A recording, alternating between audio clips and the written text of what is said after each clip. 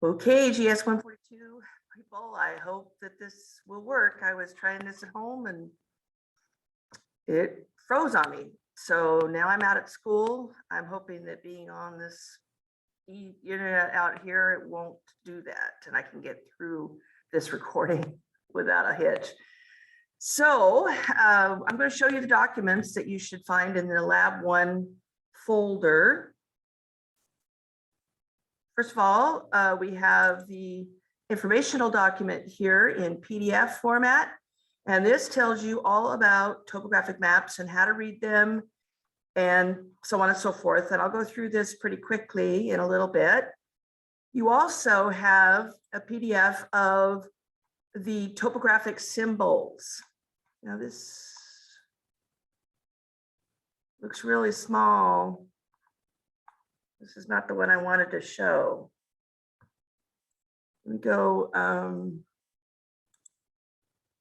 in and open a better one.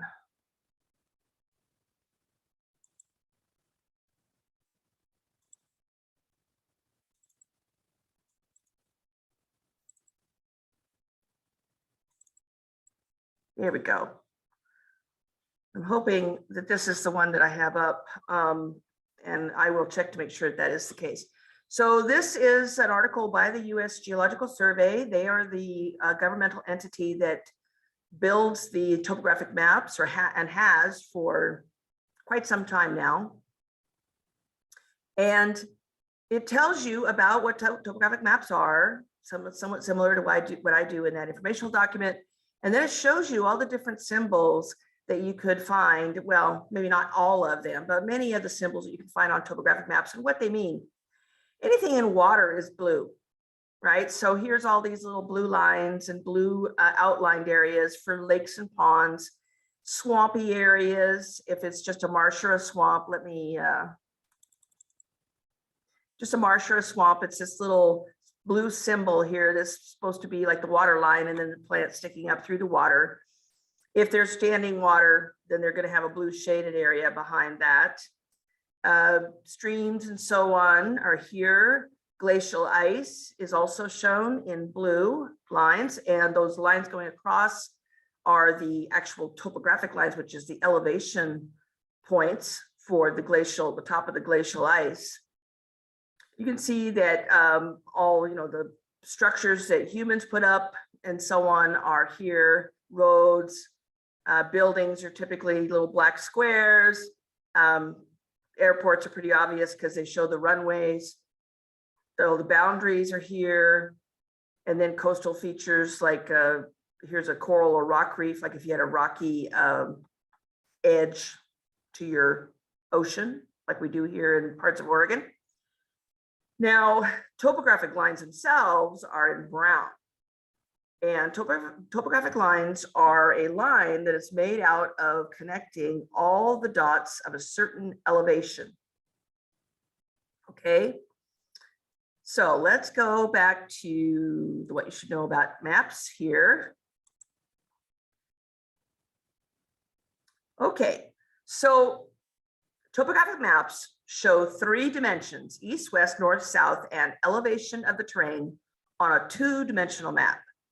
The 3rd dimension is shown with the use of those brown topographic lines. Topographic contour lines are lines which link up points of equal elevation. Okay, so here we have an example map. This is the Jackson, Wyoming quadrangle map, last published in 2017. And if you wanted to download this map into your own computer so that maybe you could blow it up and manipulate it yourself, perhaps this document doesn't come through clear enough for you on your computer. That's how I found it. Is I just Googled topographic map, and this is one that came up. Okay, so you would put in topographic map Jackson, Wyoming quad or something like that. And quad stands for quadrangle.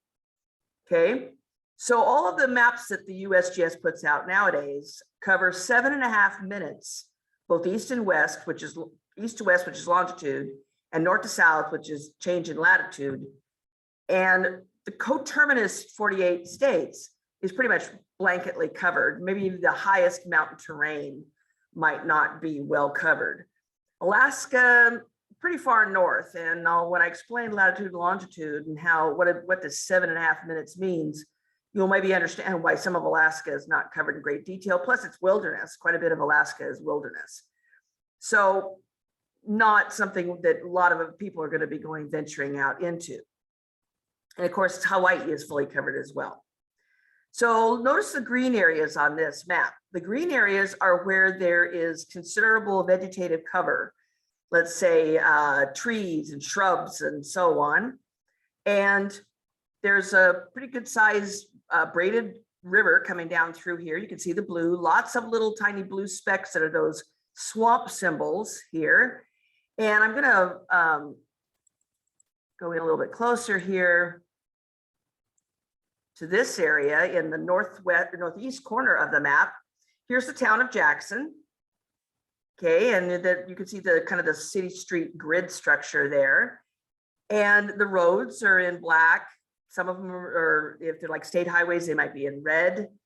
And you can see the kind of Jeep trail, if you will, going up here to the top of this mountain. See how it's elbowing back and forth to get up here to the top? So the top of this mountain has got this white area here. That is like a flat top. And then every one of these lines, as you go downhill, is a contour line with a change of 40 feet between them.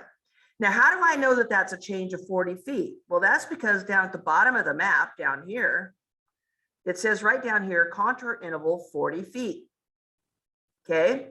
Now, this is kind of steep terrain in the hills here around Jackson. So the lines are pretty close together. And notice that not all of them are numbered. And some of them are darker. Well, to make it so that it's not too busy, because if you numbered every line, it would be really almost hard to read. They number every 5th line. And since it's a 40-foot contour interval, you're counting up 40 feet in increments of 40 feet from sea level. 5 of those lines would equal 200 feet, right? 40 times 5. So these are numbered, the numbered index contours then are 200 feet apart on this map. And a lot of the quad maps are indeed a 40-foot contour interval, but not all of them.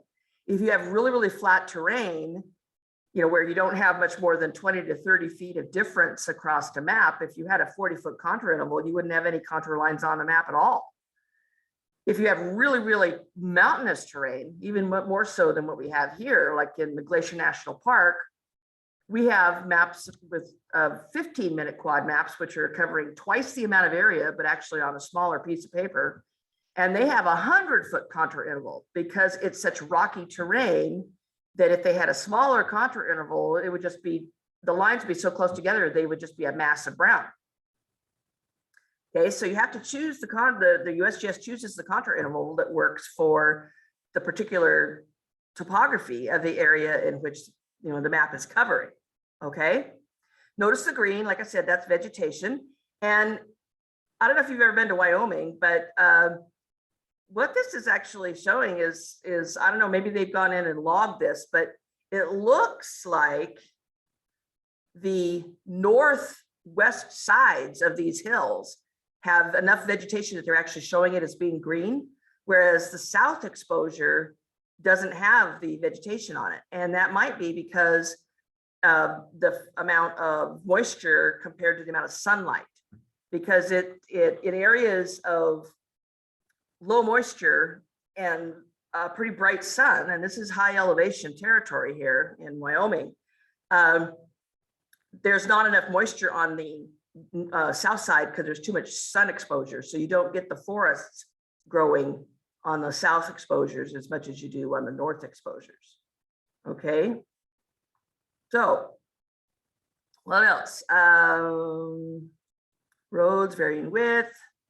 So I'm going to discuss all these different features down here, and we can come back to this map and take a look at what those features look like on the map as I'm going through and discussing what's in the text here on this document. So let's go back to normal size here.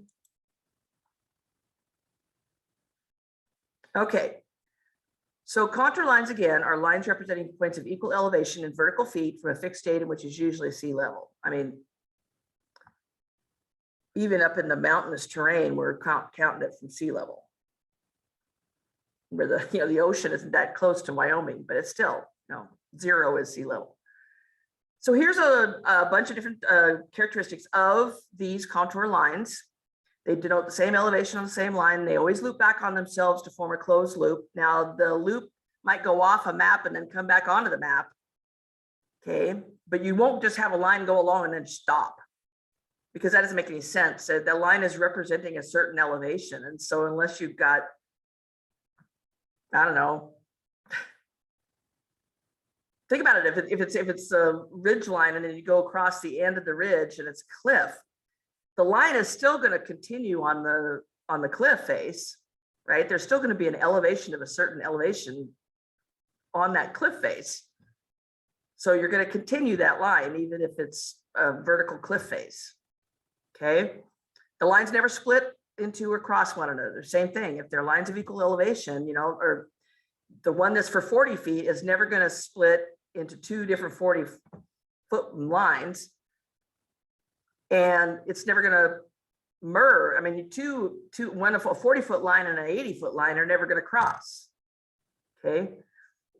If you're representing a steep cliff where there's a severe change in elevation with a minimal horizontal distance, like somewhere in the American Southwest, we have these big, huge cliffs that have these kind of almost caves broken out from underneath them. When you're looking down on that in a topographic map, it may look like they end, but that's just because the overhang, the lines you see are the overhang, and the lower elevation lines are hidden underneath that overhang. Hill slopes go up and down in elevation at right angles to the contour lines. If the lines are evenly spaced, it's a uniform slope. It's going up at the same, about the same increments. If the lines are unevenly spaced, then you have like areas that are very small, low slope, and then areas that are steep, areas that are low slope, areas that are steep. Okay. If the lines are widely spaced, it's a gentle slope. Closely spaced, it's a steep slope. Because every time you go across a line, you're going up in this map 40 feet in elevation. So if it's a steep slope, those lines are going to be coming really close to each other. Whereas if it's a gentle slope, you might only have 1 or 2 of those 40-foot changes. And you can see that on that Jackson, Wyoming map in quite a few areas where it's actually pretty steep terrain when you're going up into those hills. Now, the lines will usually circle the hilltop. Like I showed you that one hill that had the elbow, back and forth Jeep trail going up to the top.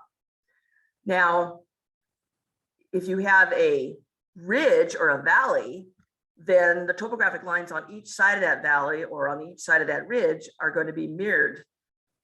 Okay, you're going to have like a let's say a 6,000-foot topographic line that is going to go up one side of a valley to the streamlet that's making the valley. Whatever the point of 6,000 feet is along that streamlet, that line's going to then take a turn and come down back the other side of the valley, kind of usually across from each other.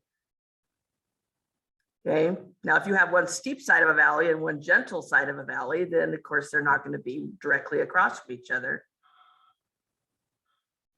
which can happen in certain circumstances. Lines always bend upstream as they cross valleys because the stream is the lowest part of the valley. And so to get that same elevation, like I was using 6,000 feet as an example, to get that same elevation, you have to go further up in the stream to the headwaters to maintain that same elevation on that topographic line. Depression contours are hatchered, and I've got a little diagram here showing you. Now, if I didn't have those little tick marks on the inside of that line, we call those hatchers. Yeah, here we go. The depression contours are hatchered, and the lines are called hatchers. You might think that's a hill because if it's a bullseye kind of looking thing, then if it doesn't have those little tick marks on it, then it's going up in elevation towards the center. Whereas if it's a hole in the ground, it's going down in elevation towards the center, and that's why you put the little tick marks on there. And there are instances where you have topography where you have to do that. Contour interval is the vertical distance between two adjacent contour lines on the same slope. It's constant for any given map most of the time, and it always stated on the map at the bottom of your scales, like I showed you. Now, there have been instances where a quad will go across from mountainous terrain on one side to almost flat on the other.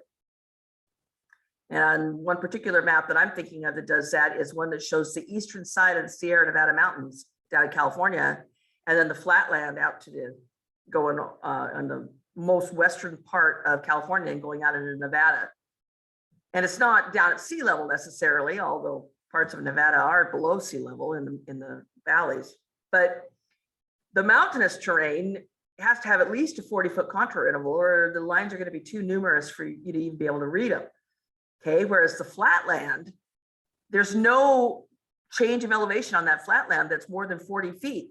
So on the flat part of that map, it's actually a 10-foot contour interval, I believe, so that you can see some topography for the flatter eastern side of that map. So most of the time it's the same contour interval on the entire map, but there are instances where the topography demands that you use two different numbers. Now, the contour interval, like I said, it depends on the topography. You know, if it's really kind of a flat, gently sloped landscape, then you need a small contour interval to show any kind of detail at all. But if it's really mountainous, then you need a large contour interval, or you're going to have too many lines on the map for you to be able to read it. Okay. Again, index contours are the more heavily drawn lines that carry a fifth contour interval line, usually labeled with the elevation at some spot. Okay. Now, how do you figure out what the lines are in between? Well, you just count up and down, right? If you've got an index contour that's like, let's say you're using our 6,000 foot interval, the next index contour down would be 5,800 feet, like 200 feet difference. So if you see the 6,000 and the 5,800 and you count down 3 lines from the 6,000, then you're going to be subtracting 3 times 40, which is 120 feet from 6,000. So you'd end up with 58 and 80. Okay, for the spot that's 3 contour lines down from 6,000. Now, latitude and longitude. That's what 7.5 minute is in reference to, is 7.5 minutes of a degree of a circle. All circles have 360 degrees in them, right? You probably know that. And every degree has 60 minutes. It's broken up into 60 pieces, and they're called minutes. And every minute has 60 seconds. And I know that minutes and seconds, we're used to using that as time, but in this particular case, it's length. Okay, it's distance on the Earth's surface. For latitude circles, the amount of distance in a degree, and thus in a minute and a second, is different depending on whether you're at the equator or going towards the poles, because the circles are getting smaller. So the equator is the largest latitude circle. It goes all the way around the entire circumference of the Earth. But as you go away from the equator towards the poles, those circles that are going around the Earth are getting smaller. And you can see that in this picture here, right? So the amount of distance in 1 degree is getting smaller as you go to the north or the south from the equator. Now, longitude circles are huge. All of them are big because they go through the North and the South Pole around the entire Earth. Every one of them does.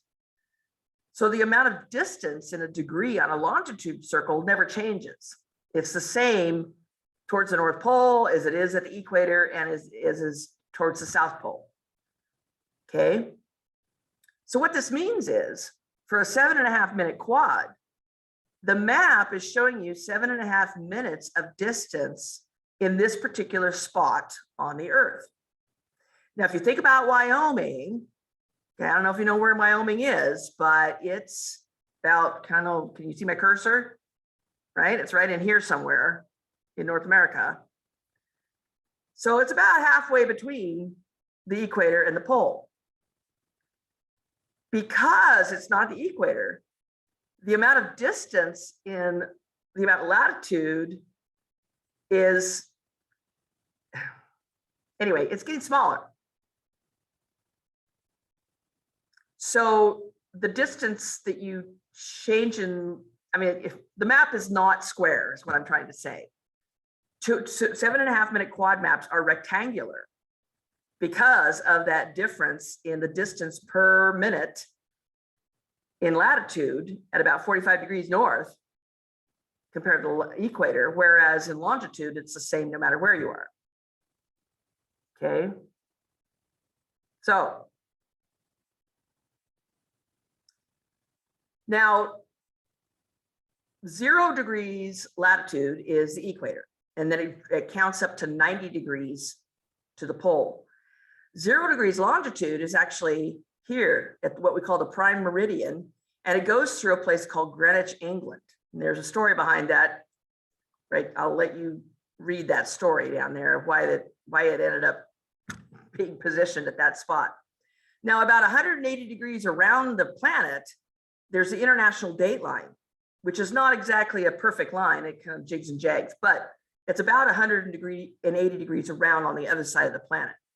So when we count latitude, we could count using just, say this amount north or this amount south, or if you don't put an amount, if you don't put north or south and it's a positive, then it's going north, and if it's a negative, it's going south. That's just the way they decided to do it, okay? With the longitude, you can go to the west or you can go to the east. Or again, if you go positive, you're going towards the west, and if you go negative, you're going towards the east. And sometimes, like in the military, they won't use east or west. They'll just use a 360 because they want to be able to say, have no ambiguity about whether it's east or west for longitude, right? So they start counting at the prime meridian, and they'll get like, what's it, 360, like 280 degrees, right? Longitude would be way around over here somewhere in Asia, counted from the prime meridian. Okay. So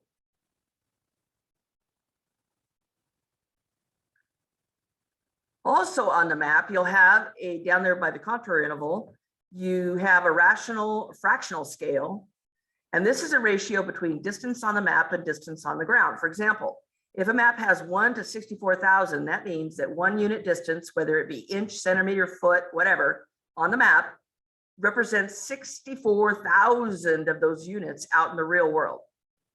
And so in general, the larger the area shown on the map, the smaller the scale, meaning the number to the right of the colon, the 64,000 here, because we have some maps that are like 1 to 125,000 or 1 to 250,000. And so that's showing just that much more area on a map, okay? Now, the one that we have here for the Jackson, Wyoming map is like this one here I'm showing you for a different map is 1 to 24,000. Now, that scale is going to make a difference in how many inches per mile are being represented on that map. And then you're going to have a lab about running water, about streams. And you're going to have to keep that in mind, that the scale of the map is going to make a difference of how many inches per mile are being represented on that map. Now, notice on these ruler scales here that 0 is not at the far left end of the lines. It's very often in the middle here on this top scale, where 1 mile is being represented out to the right, and then that mile is being broken into increments out to the left. Then the middle one is in feet. They got 0 clear over here to the left with 1,000 feet broken up into 200-foot increments. And then you got the 1,000 foot out to 7,000 feet to the right. And then the bottom one is in kilometers. Okay. Magnetic declination. Well, right now, the magnetic pole that the compass needles point to is in the north. But it's not a fixed spot. So look at this picture here. Here's the geographic North Pole out there in the Arctic Ocean. And yet the magnetic North Pole, it wanders. And it has for a long time. So if you could see here, the positioning of the magnetic North Pole has moved. I mean, it wasn't moving much between 1850 and 1950.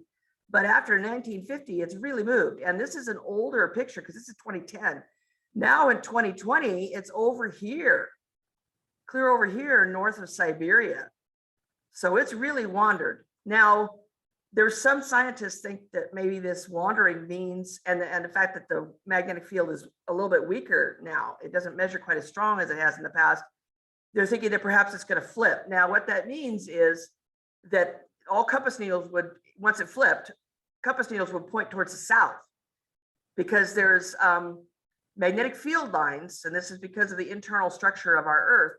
There's magnetic field lines that come out of the magnetic South Pole, travel along the Earth's surface, and then go into the magnetic North Pole. And that's why compass needles point to the magnetic North Pole. But we know from studying rocks that we can actually age date as well, that the pole has sometimes been, the strong pole, the pole has been in the south. So the Earth doesn't flip over, the planet doesn't flip over, it's just the magnetic pole reverses.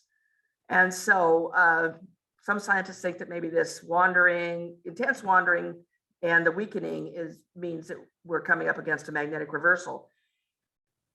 It'll be interesting to see what that does, because the last reversal was quite some time ago. And we don't, in the rock record, fossil record, we don't see any mass die-off that's coincident with these changes of the magnetic polarity, but we don't know. I mean, a lot of migrating birds that go from the southern hemisphere to the northern hemisphere, they're migrating along magnetic field lines. So what's going to happen if the field lines are reversed? We don't really know. Now, because of the fact that the magnetic pole is not perfectly positioned with the geographic North Pole, all the maps are going to have a magnetic declination symbol on them, and that's what this is here. Okay, so the star here is the geographic north, GN is gravity north, and then MN is magnetic north. And in this particular grid, it was measured in 1981 for the map that it came off of, and the magnetic north was 19 degrees to the east of the geographic north. Now, I don't remember where this particular figure came from, but if you think about it, if we're here in the north, on the western side of North America, then back in like 1950, yes, the magnetic pole would have been to the east of the true geographic north. If you were over in New York, say, back in 1950, then the magnetic pole would have been to the west of the geographic North Pole. Now, what it is it currently? It's been moving so much, you can go in and take a look. Now, if you're taking a map, which you should, every time you go out into the woods to go hiking, you should take a map with you. Don't depend on your GPS on your phone. You're going to get, what happens if you get lost? Okay, and you don't have phone service. You got to hike with a map. The thing is that you need to get a compass that's sophisticated enough that you can actually adjust it for the fact that magnetic north is not the same as geographic north. Because on a map, geographic north is going to be straight north, but on your compass, it's going to be pointing at magnetic north. So you have to be able to set your compass for whatever the difference is now. And then that way, when you look at your compass, it makes it look like it's pointing at geographic north, so you can use it with your map, but actually it's pointing towards magnetic north. Now, I know that might sound complicated, but there are compasses you can buy that you could do that with, okay? And I would suggest it if you go out hiking, especially in like wilderness areas. So there's a couple different places here that that you can look and see what the magnetic declination is. All right, so we kind of went through the map symbols earlier. Another symbol to be aware of is a boundary monument. This designates a point which is on a boundary of some type. A small square with the letters BM next to it, and the number means that the elevation of that point has been checked for several different ways of accuracy. On older maps, they use an X instead of a square. And a lot of times that's called benchmark. So it says BM next to the X. Okay, so a boundary monument is, like if they got a triangle around the dot, that's a little bit more sophisticated, and maybe it's a boundary between two state line, two states or something like that. But a benchmark is just simply an elevation number. They'll put a number with it showing what the elevation is for that point, where they've actually gone up and checked it. with a way to check to make sure that they have the elevation correct. You can have X's showing up with a number without that BM, but then it's not necessarily been checked rigorously for accuracy. Relief is the change in elevation between the lowest point on the map or whatever area under consideration. Maybe it's only like the southern half of the map, and the highest point. On any map that includes a coastline, of course, the lowest point is going to be sea level. You can make a topographic map if you have data points like this little hill here on the left-hand side. It looks like an island. It's got 0 as being its lowest elevation, so it must be an island, right? Surrounded by water. And we used a 10-foot contour interval. And where the data point actually was on that increment, like let's say here on 40, then our contour line could go right through that data point. But if our data points were between 10 and 20 and 20 and 30 and 30 and 40, then they would have to be between those contour lines. Okay. Topographic profile is the shape that you would see if you were to cut the landscape like a layer cake and look at it on the cut side. You could build a topographic profile by putting the edge of a piece of paper along some line across the map and recording the contour lines like they did here for Mount St. Helens before it blew its side out in 1980. And notice that they've got the grid going up in elevation on this lined paper. And then every time they went across that a contour line, they pulled up to where that line would be here on this paper. And then you can get the profile. Now, you can also do it for after the eruption, what it looked like. And I've done that with, now here, you know, it's not altered at all, but when we get to about this point, then it really starts to change. And so I've done that and then drawn the new profile, what it looked like after the 1980 eruption. Now we've got a little bit of a dome growing in the crater here, so it doesn't look like that anymore either. And sometimes if there's not really much relief in an area and what you want to do a topographic profile like here, you do what we call vertical exaggeration. These two do not have vertical exaggeration because the scale here is the same as the scale this direction. Okay, this amount of distance is 5,000 feet here. Okay, but if you change the scale so that it's, you know, here's no vertical exaggeration. See here, it's the same distance going horizontally, but now we're twice as exaggerated. This is 2 times, 4 times, and 10 times. So if you have a really flat terrain, you want to show what little bit of terrain there is, then you might consider doing on a topographic profile, doing vertical exaggeration. Now, each USGS topographic map surrounded by other maps, except of course, when they have coastline, maybe it's ocean out there, or maybe in middle part of the nation, it might be the Great Lakes. And so along the corners of those maps, then we have the coordinates for that line. So latitude never gets larger than 90 degrees. So when we look at these two numbers, then the longitude must be the 111 because latitude can't be more than 90. And this is latitude down here. Okay. So longitude are the big circles that go around the Earth from pole to pole. So you think about this, if north is straight up here, then this line here is the longitude line. So this number here, 111 degrees, 30 minutes, is the longitudinal coordinate for that line. Now this line is going east to west. So though that's a latitude circle. And so this number over here, 35 degrees, 22 minutes, 30 seconds is the degrees of latitude from the equator of the northern side of this map of the Sunset Crater West Quadrangle down in Arizona. Okay. Now, this says Strawberry Crater going kind of off here at a diagonal. What that means is that the map this is the northeast corner of the Sunset Crater West Quadrangle. The southwest corner of the Strawberry Crater Quadrangle would touch right here. So these two coordinates for the northwest corner of Sunset Crater West, excuse me, the northeast corner of Sunset Crater West is the coordinates. Those two are the same coordinates for the southwest corner of Strawberry Crater map. Now, older topographic maps have the names of the surrounding maps like this. So this is the one off to the side, to the corner diagonally. On this line going down to the south, there's going to be another name of the quadrangle that's right next to us. On both the upper and lower lines, there's going to be a name for the one north and the one south of this map. There's going to be one on the west side for the map, and every corner is going to have a name for the one that's diagonal. Now, in newer maps, so what they do is they put down at the bottom a grid. And I'm going to go back up here to the top because that's what this one has. Okay. So here they have a grid. This map of Jackson, Wyoming is the one that's red. Look, that's where this map is in the state of Wyoming.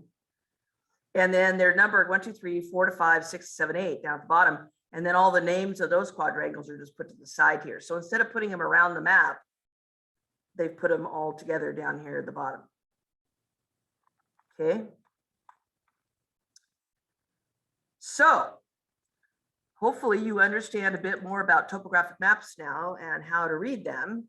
And so I'm going to end this recording and I'll start and do another recording going through the question lab sheet for this lab. Okay, stop recording.